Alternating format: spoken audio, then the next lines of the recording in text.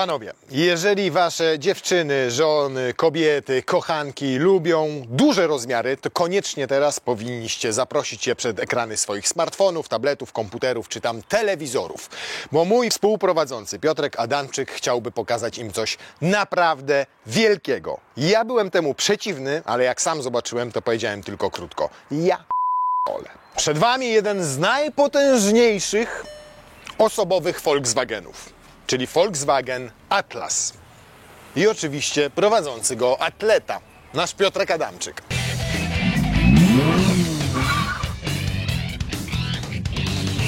Żeby było jasne, sytuacja wygląda tak. Piotrek zaproponował razem z producentem Michałem, to dzisiaj będzie w nagraniu Atlas, Volkswagen Atlas. Ja mówię, no tak, ten samochód ze Stanów Zjednoczonych. Przecież to kurna amerykański shit, produkowane w Stanach Zjednoczonych, na rynek amerykański, trochę też na chiński parę egzemplarzy. I rosyjski. No mówię, amerykański plastikowy badziew.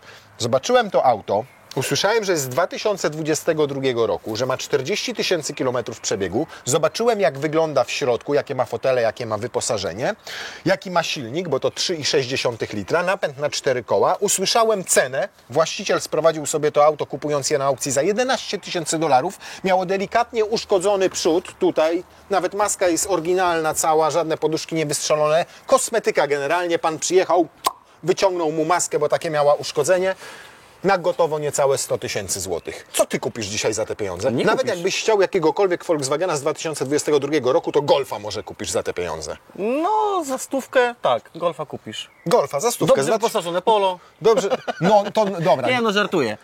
Generalnie samochód tej wielkości, gdybyś chciał kupić, no jakby w Europie nie mamy odpowiednika. Nie mamy. Jest Tiguan Allspace wielki, A ale mamy Tuarega. Tuareg, ale Tuareg to już jest zupełnie inna klasa.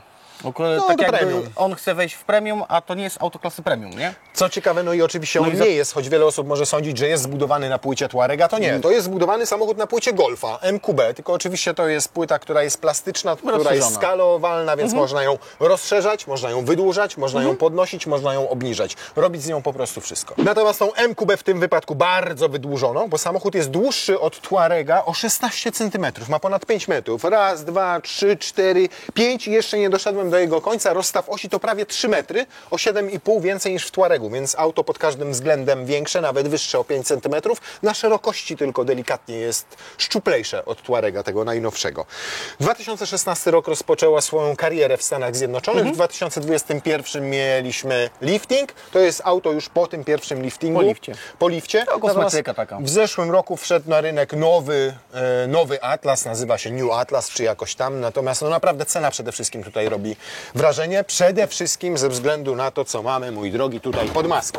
I to jest silnik, który był znany w Europie, ponieważ ma pojemność 3,6 litra i na przykład w Passacie CC był stosowany do 2016 roku, ale też w Tuaregu, tym poprzednim, drugiej generacji, a nawet w Porsche Cayenne. VR6, można by powiedzieć, nie?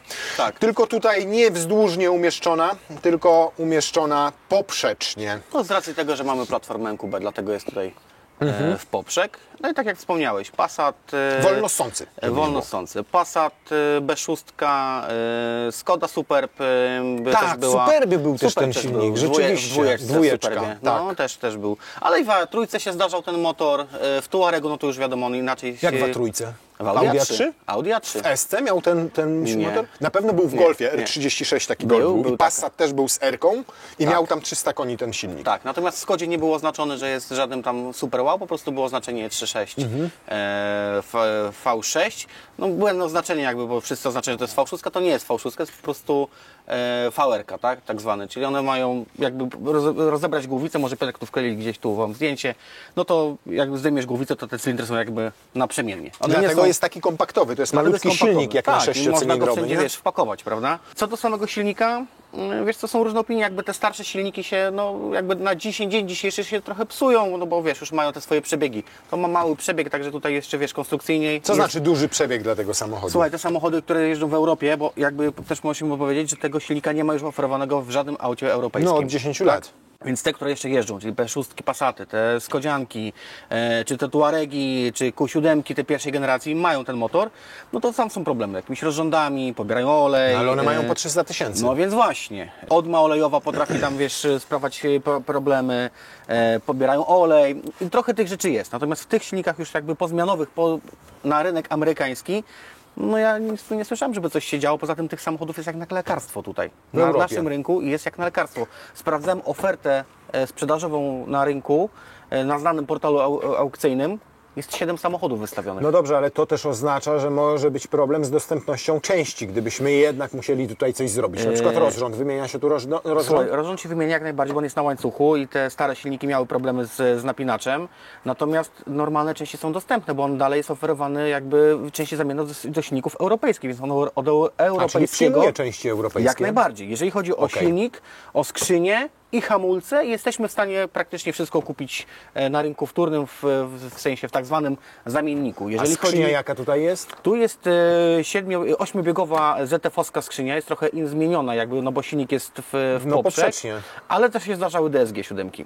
Tutaj w tych silnikach? Nie w tych, tylko 2.0, bo jest jeszcze bo on jeszcze oferowany. 2.0, tak. Jest 2.0 benzyna oferowana. No i w ogóle ten New Atlas już ma tylko 2.0. tak, Nawet i wtedy Amerykanów tam- i dotknęły wtedy tam znajdziemy normy. DSG. Dobrze, czyli generalnie nie ma co się silnika obawiać. A jakbyśmy Nie. chcieli w nim tutaj wymienić hamulce, coś w zawieszeniu? Jeżeli chodzi właśnie o hamulce, to tylne hamulce są dostępne w zamienniku, bo to jest Golf, to jest Passat obecny, to jest Skoda Kodiaq, Karoq i tak dalej. I one są dostępne. Ceny to wahają się między 300 a 400 zł za klocki, za parę. No i około tam 250 wzwyż, zależy jaką chcemy tarczę, jakiego producenta, tak? Z przodem jest trochę gorzej. Nie ma zamienników takich wiodących producentów, no ale możemy się posilić ASO i pojechać do nich i kupić u nich klocki, kupić u nich tarcze. Jeżeli chodzi o wahacz, to tak samo niestety jesteśmy zmuszeni na ASO, bo nie ma zamienników. Koszt wahacza jednego do tego modelu to jest waha się między 1500-600 zł, a dwójkę, No zależy, już trochę zależy jest. gdzie kupujemy. No ale tego wahacza też nie wymieniasz 115 000, tylko No wymieniasz tak. go raz na 120, 130 Zresztą cena tysięcy. rekompensuje tutaj wszystko. No 100 więc 000 właśnie, złotych za no. taki samochód, No więc właśnie. 3-letni, z małym przebiegiem, z takim wyposażeniem tych gabarytów, 7-miejscowy, do czego za chwilę jeszcze przejdziemy, to naprawdę nic. Ja jeszcze tylko powiem tak, jeżeli chodzi o wersję, którą tu mamy, naprawdę jest bogato wyposażona, bo no mamy nawet IQ Light, czyli światła LEDowe, te bardziej zaawansowane tutaj z przodu. Tutaj widzicie LEDy do jazdy dziennej. Ale też wersja po liftingu oznacza trochę więcej obłości tutaj z przodu, bo ta przedliftingowa była bardziej kanciasta. Zmieniła się takie detale stylistyczne, wypełnienie lamp z tyłu choćby. A tutaj, jak rozumiem, był wyciągany, tak? Tak, Bo tu tu nawet jest tak, właśnie wiesz takie... co, zobaczysz, o tutaj widać, tutaj No nawet to takie ładnie ktoś delikatne wyciągnął. przełamanie widać. Ale maska nie lakierowana w Nie, związku z maska tym. nie była ruszana, bo ja widziałem zdjęcia, właściciel mi pokazał jak było auto uszkodzone, tu może kawałek widać. Maska jakby troszeczkę się podgięła, tak? Ale Felga, maska nie powiem Ci, została. auto jest tak wielkie, że ma felgę 20 i ona wydaje mi się mała do tego samochodu. Tak. Tu 22 jakby Tak. wleciało, to już to byś powiedział, no teraz to Też zaczyna sprawdzałem, wyglądać. mówię, kurde, 20? Mówię, gdzie No. ta 20? I tak patrzę, Nie, mówię, jakby w ogóle nie dowierzam, wygląda nie, że jak, do jak 20 Golf na cali. 14 wygląda. Najśmieszniejsze jest to, że jakby widzisz go gdzieś, to on się wydaje mały, ale jak do niego podchodzisz, to jest kawał fury, nie? Tak, na zdjęciach jak widzisz to absolutnie nie widać. On ma ponad 5 metrów długości i efekt tego widać głównie w tylnej części nadwozia. Ja rozumiem też, dlaczego zrobiono tutaj silnik poprzecznie, bo jak masz wzdłużnie, to trochę ograniczasz miejsce w kabinie.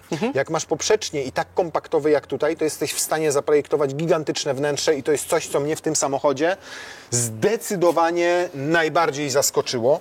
Bo No, słuchajcie, brakuje tutaj, brakuje. Brakuje elektryki Brakuje, jedynie, nie? bo faktycznie tak, No tak ale ma, złapać słuchaj, trzeba ma to. panoramiczny dach, ma kamerę cofania. No i tu nawet ma IQ Light, nie? Czyli tylne No. reflektory też ma. Zapraszam silny. Zapraszam. Pokaż. Wiecie co? Powiem Wam tak. W obrazku nie widać w ogóle, jaka tutaj jest przestrzeń. Pokażę to dopiero nasz standardowy test. To jest raz. To jest dwa. To jest trzy. Mnie już się walizki skończyły. Nie ma rolety. Znaczy może być, ale ktoś wymontował. I jeszcze mamy tutaj ile miejsca. Zwracam uwagę na jedną rzecz. Kanapa jest maksymalnie przesunięta w tym momencie do tyłu i w tym fotelu jest nawet pochylone maksymalnie oparcie. A kanapa jest ruchoma. I teraz choć przećwiczymy jedną rzecz teraz. Usiądź z przodu, proszę. Tu jest tyle przestrzeni w momencie, kiedy jest maksymalnie odsunięta kanapa do tyłu, a widzieliście, jak tam weszły walizki. Więc ja, żeby naprawdę wygodnie siedzieć za Piotrkiem, powiedzmy, nawet jak pojadę sobie w dłuższą trasę, chłop 1,95 m wzrostu, tu mam jeszcze miejsce na nogi, dzieciak jak będzie miał 1,70 m, to i tak będzie miał tutaj od zarąbania jeszcze miejsca, tak jak powiedziałem, maksymalnie mam pochylone oparcie do tyłu. Tę kanapę w takim razie przesunę, żeby ją tutaj, zrównać dokładnie z tym moim krzesełkiem, też niech zostanie pochylona maksymalnie do tyłu, choć można ją, na przykład w takiej pozycji ustawić i tak też będzie jeszcze wygodnie, bo to nie jest maksymalnie pionowa. Nie, to jest maksymalnie pionowa, ale tak ją rozłóżmy. Teraz to jest pozycja półleżąca. I teraz dwie osoby tu sobie siedzą, dzieciaki, i jadą w dłuższą podróż w wygodnych warunkach. Wróćmy do bagażnika. Raz, dwa, trzy, cztery wielkie walizki, I dwie cztery kabinówki i jeszcze dwie kabinówki tutaj. To się nie zdarza. Nie mieliśmy jeszcze samochodu, który byłby w stanie w bagażniku tyle pomieścić tych walizek. No mnie się walizki skończyły. Nie, w bagażniku, bo w maluchu żeśmy zmieścili dużo walizek. Kurde, jak to jest możliwe, żeby...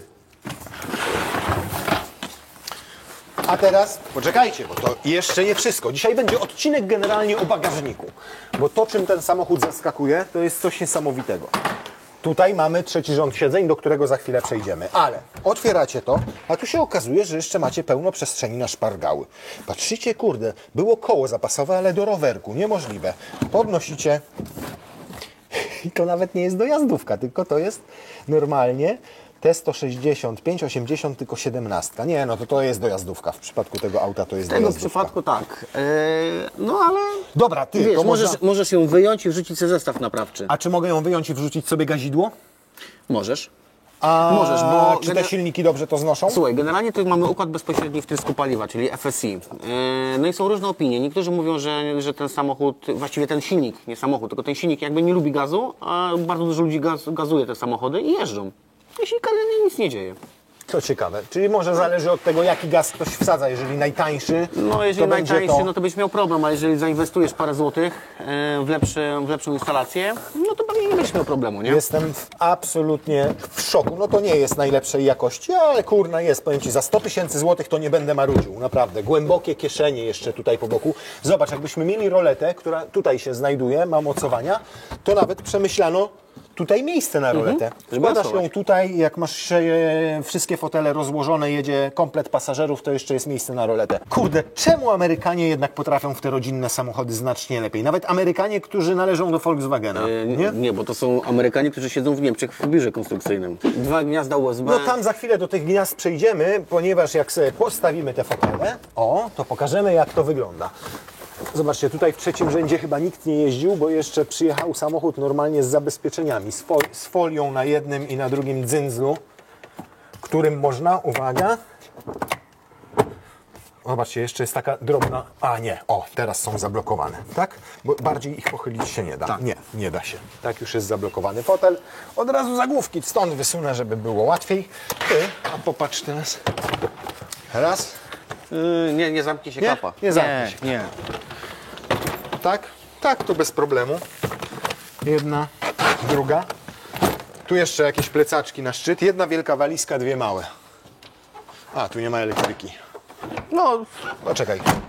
Raz, dwa, trzy, cztery, pięć i prawie szósta. Jakby były materiałowe, no dobra, plecaczek tutaj. Jeszcze tam, jak upchasz sobie plecaki i w ogóle na weekend w 7 osób jedziesz, każda się pakuje. Teraz uwaga. Ja wsiadam tu. Ryzykownie, bo ryzykownie. W trzeci rzęd. Pokaż, ile tam masz miejsca na nogi. ja? Kochany. Zobacz, ile ja jakieś Ile mogę. masz? Zobacz. Siedzisz jak król, tak? Siedzę teraz normalnie, prosto. Ale jesteś- powiedzmy, jakbym chciał się... Czy masz maksymalnie Słuchaj. oparcie pochylone? Czy mam Nie. Tak. I zobaczcie, ile ja mam miejsca tutaj na kolana w trzecim rzędzie. Zobacz. Stopy wsunięte normalnie tam pod fotel. Nad głową, dotykam, okej. Ale stary, nie siedzę jak na podłodze, jak w wielu samochodach europejskich 7-osobowych w ten sposób trzymając nogi, tylko siedzę tu po prostu wygodnie i komfortowo. Jak w wanie bardziej zdecydowanie niż jak w 7-osobowym SUV-ie. A tutaj jakbyśmy mieli w ogóle, jak tak sobie usiądę, to w ogóle wiesz, petarda. Do tego mam tutaj normalnie otwory na kubeczki, tu jakąś tam półeczkę. Z tej strony mam 2 gniazda USB-C. Szkoda, że nie zrobili tak, że jedno tu, drugie tu, tylko jak chce pasażer sobie po prawej stronie siedzący ładować, to musi z tego USB pociągnąć sobie tam kabel gdzieś za plecami. Tu wiesz, nie ma tej kieszonki, bo tam wlew paliwa jest, może dlatego jest ograniczona. Wszystko to oczywiście plastikowe, żeby nie było. Tu nie ma grama jakiegoś miękkiego, fajnego materiału. Za stówę w ogóle, proszę cię. No, to jest, no właśnie. Powiem ci tak, za stówę... Hamuj piętą, proszę, hamuj piętą, Za dobra? stówę to jest zajebisty plastik. To jest plastik najlepszej jakości jak za stówę. Naprawdę. I do tego jeszcze mamy nawiewy na trzeci rząd siedzeń tutaj klimatyzacji. I ja... Wiesz, co chcę powiedzieć. Ja też. Szok. Po prostu szok. Szok i niedowierzanie. Nie ma isofixów w trzecim rzędzie. To jest wada. Natomiast duży zagłówek, który też zawsze trzeba złożyć, jak się będzie wysiadało, bo będzie sporo jednak zasłaniał kierowcy w lusterku wstecznym przestrzeni, nie? W tej szybie. Więc cyk, o. Robimy to w ten sposób. A teraz przepraszam bardzo. No i tak, system otwierania tych drzwi. Przepraszam bardzo. System otwierania tych foteli, to chciałem powiedzieć. Tu trzeba pociągnąć i potem to złożyć, ale to tak wtedy nie jedzie ładnie, nie? Do tyłu, bok. Zobacz. Więc chyba lepiej to robić, tym dzyndzlem. I wtedy ona cała nam leci do przodu. Czyli uwaga, pociągamy i zobaczcie, jaki jest otwór.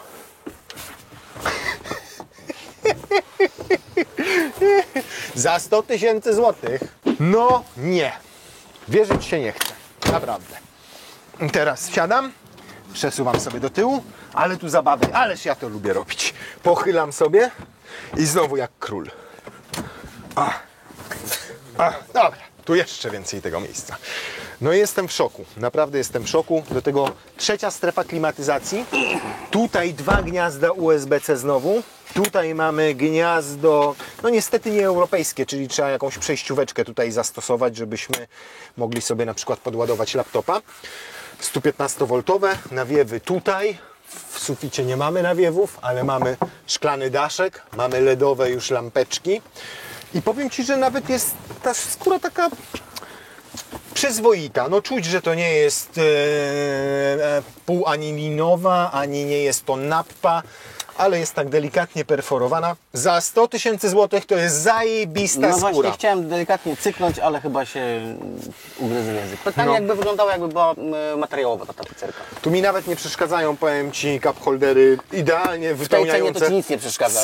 Cały podłokietnik, jak mi przesłaniają. To też mi w ogóle kompletnie nie przeszkadza, to mam to w pompce, szczerze mówiąc. Ale już bardziej przeszkadza mi, powiem Ci to, że nie można tutaj złożyć tylko środkowego fotela, dlatego że jakbyś naprawdę miał długi przedmiot do przewiezienia, to niestety już tego nie przewieziesz. I tutaj, no za to drobny minus, naprawdę. Ale taki... No niewielki. Taki W sumie z drugiej strony, przy tej przestrzeni, to wsiada tam jedna osoba, tam tutaj jedna osoba, tu dwie, masz 4. Składasz wtedy sobie tę część i możesz przewieźć nawet... O, przepraszam, nie tak się to składa. Właśnie, jak to się składa? O, szybko. Teraz tam. Ale teraz tu tak. O matko. Jest. To wtedy składasz to tutaj, to składasz tak i możesz tu przewieźć nie tylko narty, ale deski snowboardowe. Tu ciebie sztywnego z imprezy. Tu siedzi jeden dzieciak, tu siedzi drugi dzieciak, tu siedzą starzy, a ty tutaj wypełniasz to bagażami na narty, nie bierzesz nawet boksu dachowego. Tu kurna, tu 4 rowery wejdą, jak chcesz pojechać. Stary, jakbyś składał wszystkie fotele, to włożysz materac i możesz tu w nim spać. Człowieku tutaj można... Tu cała rodzina może spać. To jest kamper. To auto można przerabiać na kampera. Tu mam 4 osoby by się zmieściły. Żeby nie było. No nie jest to klasa premium i nie ma co oczekiwać, że tutaj będziemy fiu materiały mieli w każdym elemencie samochodu, bo na przykład to jest jak w Golfach, plastikowe pod szybie, ale na przykład ma chowaną bardzo fajną roletkę przeciwsłoneczną zakrywającą całą szybę. Miękko robi się dopiero tutaj i tu jest fajne przeszycie. To jest miękkie, natomiast to już jest tutaj plastik, tu jest plastik, ale z drugiej strony zobaczcie na głębokość kieszeni. Jedna kieszeń, druga kieszeń, trzecia kieszeń. Duża buteleczka, proszę bardzo. Wchodzi bez najmniejszego problemu. Tutaj głośniczek też całkiem fikuśnie zaprojektowany. Natomiast z przodu jest już znacznie lepiej, ponieważ z przodu to, co tam było plastikowe, tu jest miękki materiał i to jest taki materiał, jak znamy z Golfów i z Passatów tej poprzedniej generacji. Ja go bardzo lubię, bo on jest miękki, on jest solidny, on jest porządny. Tutaj mamy plastikowe, ale takie srebrzone, tu mamy plastik udający drewno. No wszystko to jest takie amerykańskie, ale ja przypominam, co przypominam? 100 tysięcy złotych. PLN-ów polskich. Ale czad. Jak ja uwielbiam takie wielkie samochody. Jak nie lubię tych takich małych SUV-ów, to taki duży SUV, gdzie kurna siedzisz ode mnie tak daleko, że tu jeszcze trzecia osoba by się zmieściła między A ty nami. widziałeś w ogóle, jaki tu jest podłokietnik? Jaki wielki, głęboki jest? Ty, no tutaj organizer, no ja pitole. I tu jedno gniazdo USB-C, tu dwa gniazda USB-C, ładowarka indukcyjna tutaj i ładuje telefonik, więc mamy raz, dwa, trzy, cztery, pięć, sześć, siedem, osiem. Raz, dwa, trzy, cztery, pięć, sześć, siedem. Nie, siedem gniazd USB-C, czyli dla każdego pasażera po jednym. Plus dodatkowo masz półeczkę gniazdko zapalniczki. Tutaj mam to jest miękkie. Tutaj to jest jak w starych, dobrych Volkswagenach. No to jest tu plastikowe, a nie miękkie. I tutaj rzeczywiście jak trzymam nogę, to czuję. No, ale klima taka, jak być powinna. Normalnie z pokrętłami. Multimedia już mają Apple CarPlaya, Android Auto. Nawigacja jest, widzę, niewgrana. Nie zmienił sobie tutaj na polski system, nie? A, i to był chyba ten system, gdzie jak zbliżałeś rękę, to zaczynał Ci podświetlać, nie? Cyfrowe zegary, które zostały zeuropeizowane, bo nie musisz wtedy nic wymieniać, tylko normalnie masz prędkościomierz wyskalowany w kilometrach na godzinę, pokazuje litry, pokazuje temperaturę w stopniach, a nie w Fahrenheitach. Dokładnie tak samo pokazuje Ci w stopniach temperaturę tutaj, a nie w Fahrenheitach.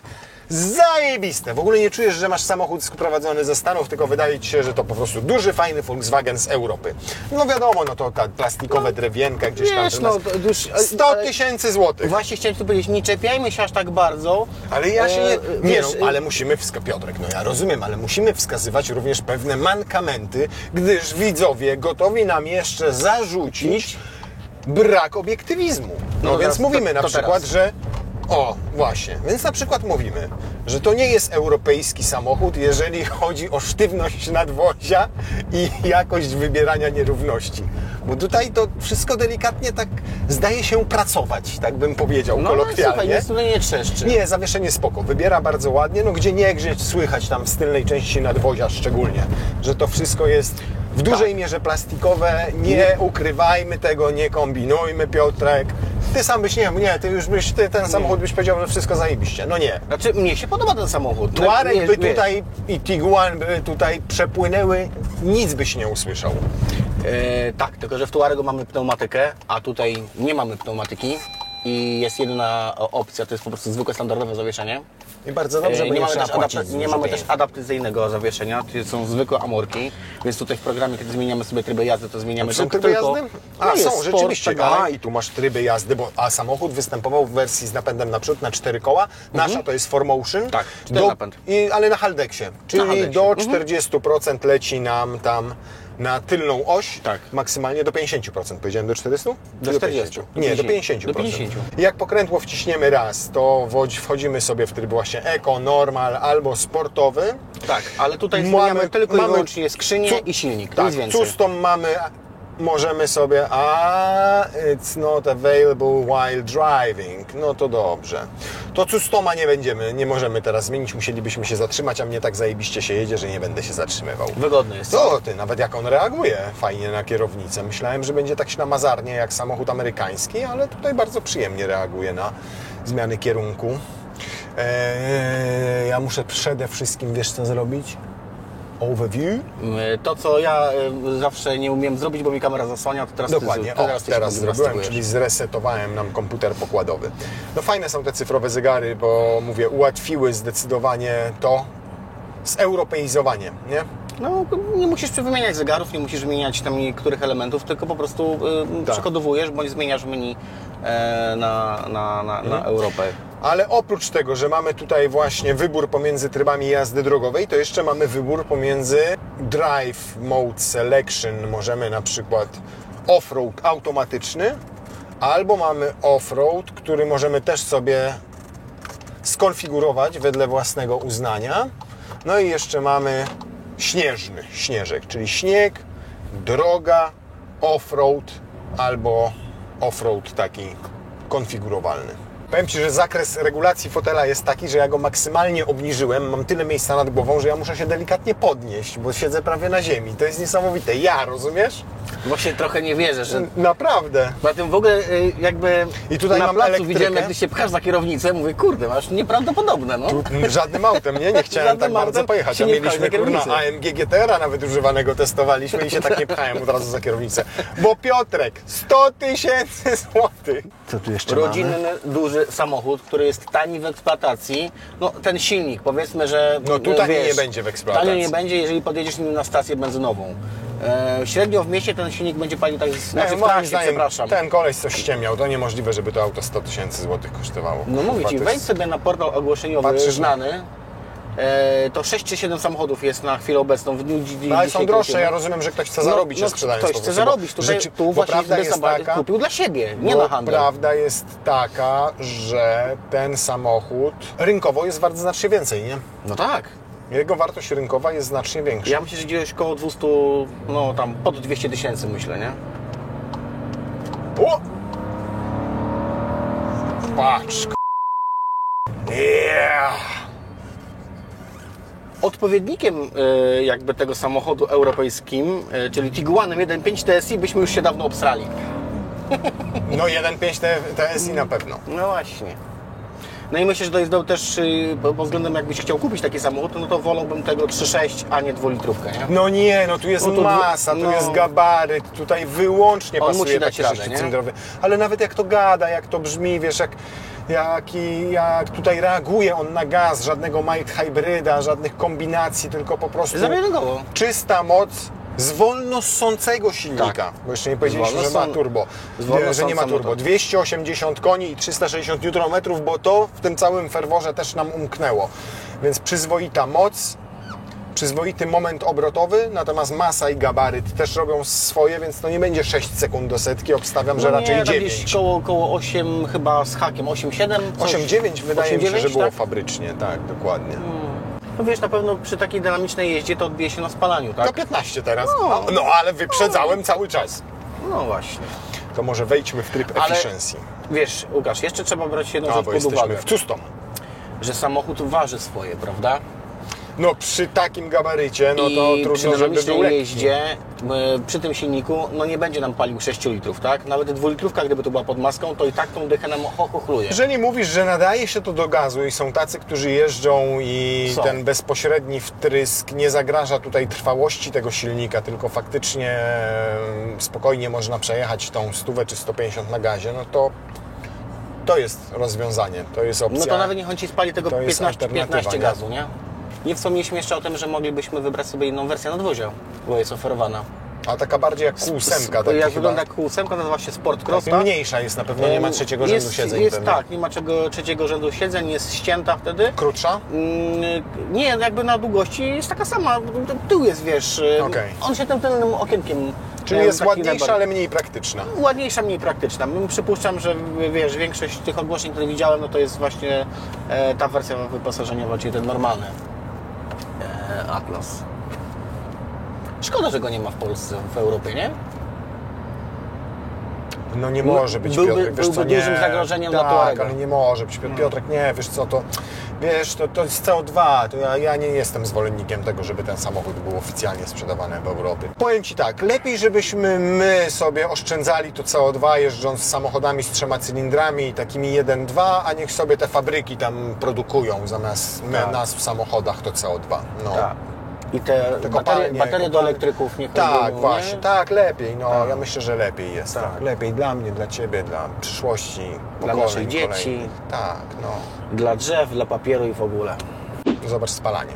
Jak sobie tak jedziemy No, 8 do 90 na godzinę. 8 litrów. No dane podają, że średnio ten samochód w mieście pali tam gdzieś koło dychy. No nie, 12, w mieście, w życiu to bardziej 12, okej. Mówią. Przy dynamicznej jeździ 15, ale w trasie tam też Sprawdziliśmy. czytałem. Tak, ale Potwierdzam. w trasie może nawet tam gdzieś koło tych 8. No zobaczymy jak tutaj nas wyjdzie. Teraz wjedziemy sobie na trasę. Pojedziemy właśnie, zobaczymy 120, to jest taki... Jestem ciekawy, bo ja jak jechałem nie zwróciłem na to uwagi, jak on jest głośny, wiesz, czy on jest tak... Bardzo lekko pracuje układ kierowniczy. Trochę nawet za lekko jak na taką lorę, ale też nie. Pytanie, że jakbyśmy zmienili, wiesz, ustawienia, czy tam kierownica się nie zmieni, też nie zmieni. No, troszkę na Z tego, pewno. co widziałem, to są ustawienia silnika i skrzyni, ale pytanie, czy się układ kierowniczy nie zmieni. Nie, no cichy jest tak do 120, ale jeszcze to zweryfikujemy. Gdzie masz tak? Tam jest. Lacha. O, tak obstawiam, że takie 70. No. 69 na asfalcie, 70 na betonie. Ty się nie pomyliłeś. Bardzo zbliżony, jeżeli się nie mylę i dobrze pamiętam, do Skody Kodiaq nowej. Bo tak, troszkę szumu, nie słychać silnika w ogóle. Nie. Kompletnie. Szum opon słychać Nie, no ze tu względu trochę. na betonową nawierzchnię. Jak mamy asfalt, to jest znacznie lepiej i to odczuwalnie. Szum powietrza względny. No, ja tu normalnie przytrzymam można gdzieś słyszę, inaczej. wiesz. Normalnie można rozmawiać. Nie jest tak, że musimy się przekrzykiwać, biorąc pod uwagę fakt, że mamy auto, które jest jak kiosk ruchu trochę i ma dużo czołowej powierzchni. Naprawdę nie ma powodów do narzekania i do jęczenia. 120 na godzinę, 9,7 średnie spalanie. No to jest tylko 120 na godzinę, z drugiej strony 3,6 wolno ssące V6, 10 litrów, akceptowalny wynik. Ile on ma zbiornik paliwa? Z 80 litrów pewnie ma. 70 litrów. 70. No dobra, jedziesz 120, 140, jedziesz sobie, nie wiem, gdzieś tam nad polskie morze, to i tak robisz na zbiorniku przynajmniej te 500-600 kilometrów. Na powrocie tankujesz. No, pokaż, na co cię stać. Ładnie zmienia przełożenia skrzynia, wiesz, ten automat. Ale szybki to on nie jest. Masa robi swoje. 9 sekund. Równo? 9,01, no 9. A, no to spoko, nas trzech w samochodzie. No wiadomo, że to nie jest auto do ścigania się. Zrobiło to na poziomie diesla w Tiguanie, nie? No, Ty, ale jak na taką lorę, to on ma fajny średnicę zawracania. No tutaj się złamał na raz. teraz lepiej by wystartował. Nie, tak samo. No, według mnie lepiej.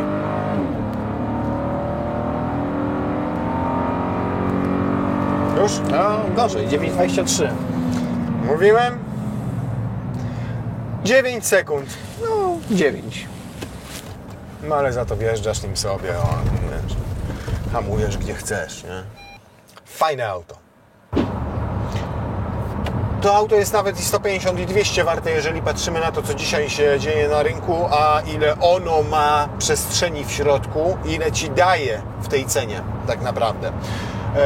Owszem, no wiadomo, w pewnych elementach plastikowe, zawieszenie nie tak do końca europejskie i nie tak dobrze pracujące jak choćby w Tiguanie, czy tym bardziej w Tuaregu, który, tak jak powiedziałeś, ma pneumatykę, ale fajny, klasyczny, 8-biegowy automat, wolno ssące V6 pod maską, napęd na 4 koła. Żadne auto nie miało tyle miejsca jednocześnie w 3 rzędach i jeszcze miejsca w bagażniku, mimo że tak długie auta testowaliśmy, owszem. Tutaj to wszystko poukładane. Multimedia, najważniejsze, że mają Apple CarPlaya, można wgrać nawigację, cyfrowe zegary, które można zeuropoizować, skórzana tapicerka w przyzwoitym stanie, gdzieniegdzie fajne materiały, tak jak tu na desce rozdzielczej i na boczkach. No, są takie, tu, o, widzisz, to nam że gdzieś No przetrzeszczy, ale to mówię, ale to mówię. wie wszystko, to jeżeli rozpatrujesz ten samochód jako potrzebujesz dużego auta, o tak, bo to musisz Rodzinnego. takiego samochodu potrzebować, wielkiego, z wielkim bagażnikiem, z ogromną ilością miejsca, petarda, w ogóle nie mam uwag, nie?